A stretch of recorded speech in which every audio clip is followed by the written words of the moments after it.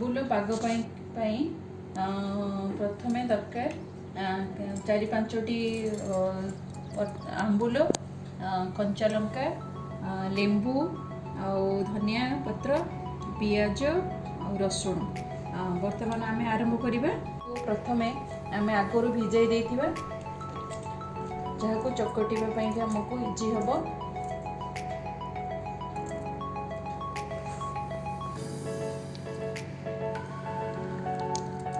जदि आप अत्यधिक खट्टा चाहूे ताले लेंबू देवे, ना लेंबू आप स्किप करदेवे।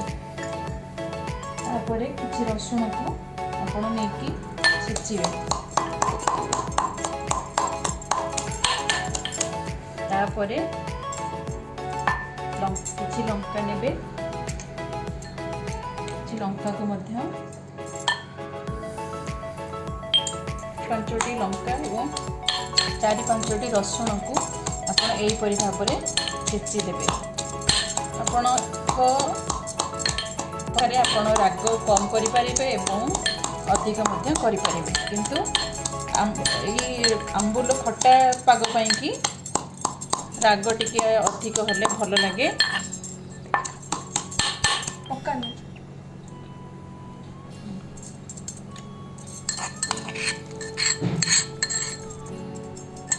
यापर पियाज को एकदम छोट छोट भाव में, पियाज को यहीपरि भाव में आपन पूरा एकदम छोट छोट जिते छोट करें से छोट छोट भाव में आपको आंबुल को टिके छेची नेबे।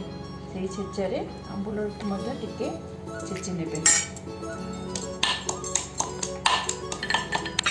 छेचिले आंबुलर फ्लेवरटा टिके आसीबो। जदि भिजी नथिबो आपण ताको हाथ में चाहिए यहीपरि भाव में चकड़ी पारे। एवं काटा जाइथिबा पियाज को तार देहरे पकाइबे। तापर आपण किछि धनिया पत्र नहीं एकदम छोट छोट भाव में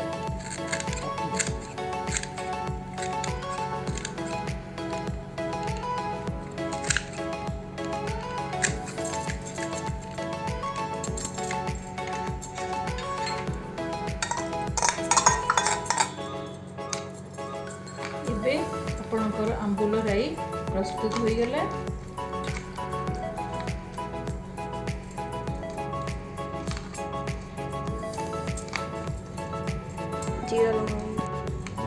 एवं सर्वशेष आपण शेष जीरा लंका गुंड देवे फ्लेवर। जीरा लंका गुंड आपण ऑप्शनल, चाहिए आपण दे पारिबे, नले ताको मध्य स्किप करि पारिबे।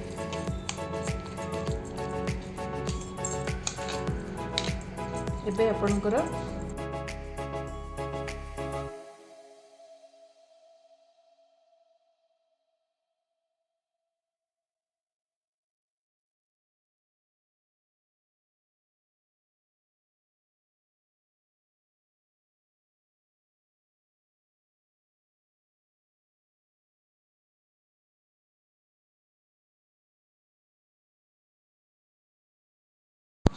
आपण मानक जदि भिडियोटी भल लगुच देन लाइक शेयर आउ सब्सक्राइब करनियंतु। जय जगन्नाथ।